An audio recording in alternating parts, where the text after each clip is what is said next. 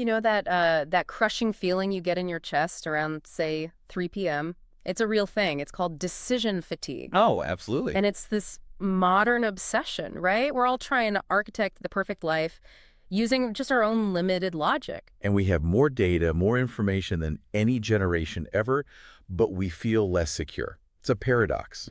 Why is that? It feels like we're trying to build a skyscraper with, I don't know, a ruler and a hunch. Exactly. And that anxiety you feel, that's a signal. It's telling you that you were never designed to be the sole architect. And, today's timely word in Proverbs, Exodus, and Luke gives us this divine blueprint. A blueprint that trades all that anxiety for what Proverbs 3:24 calls sweet sleep. Which sounds amazing. It sounds impossible because all the conventional wisdom, all the self-help gurus, they're yelling at us to trust your gut and secure your magic. Manifest your destiny. And then boom, you hit Proverbs 3:5 and it just dismantles everything. Trust in Jehovah with all your heart and do not rely on your own understanding. It's a direct challenge to our ego, isn't it? I mean, psychologically, when you rely on your own understanding, you're in this closed loop. You're both the problem and the solver. It's exhausting. So the text is arguing for an open system. It's shifting the goal from like invention to precision. Yes, precision. Yes. And you see that all over Exodus 39. Oh, the priestly garments. The description is so sensory, so physical. Verse 3, they're beating gold into these thin sheets. And then cutting it into threads. Yeah, to weave it right into the blue and purple and scarlet wool. This wasn't just art class. This was a rigorous obedience to a divine spec sheet. That's the key right there. The phrase, as Jehovah commanded, it just appears again and again and again in Exodus 39 and 40. They didn't improvise. They didn't say, I think silver would look better here. Right. They completely subordinated their own creativity to the divine pattern. So what was the payoff for that? For that extreme obedience? What was their net worth in God? Well, it wasn't just a fancy tent when they were done. Not at all. Exodus 40:34.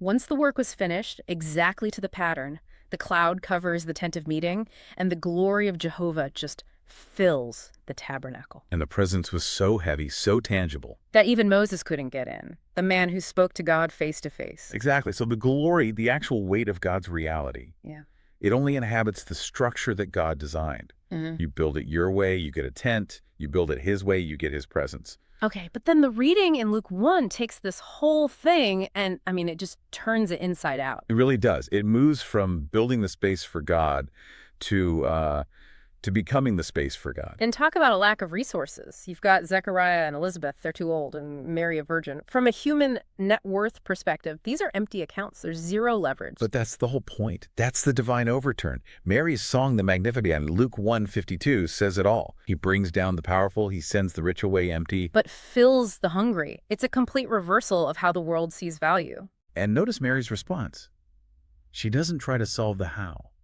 In Luke 1:38, she just says, "Behold the slave of the Lord." She's not engineering it. She's consenting to it. She's just consenting.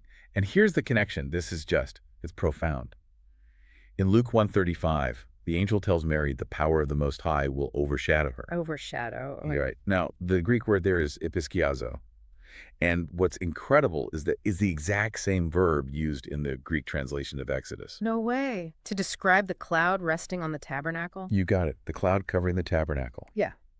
The text is literally identifying Mary as the new tabernacle. The structure wasn't a building anymore. It was a person. Wow. Because she stopped trying to understand how will this be. She started yielding. She became the dwelling place. That is the true antidote to our decision fatigue. The glory didn't come from her effort. It came from her surrender. Exactly. That just completely recontextualizes Luke 1:37. Because no word will be impossible with God. All our anxiety comes from thinking we have to make the word happen. We're trying to manufacture an outcome. But real wisdom, the precious coral from Proverbs 3, is realizing your life isn't about what you can build or accumulate. It's about how much space you make for him to inhabit. So if you're out there and you are just exhausted from trying to be the architect of your own life, here is the timely word. Stop building. Stop trying to furnish your own future. Be the tabernacle. Follow the pattern, yield your control like Mary did, and just watch. Let the glory fill the space you've been so frantically trying to furnish yourself. Let that truth multiply in your life this week. Don't just analyze the blueprint, inhabit it. We'll see you next time on Timely Word.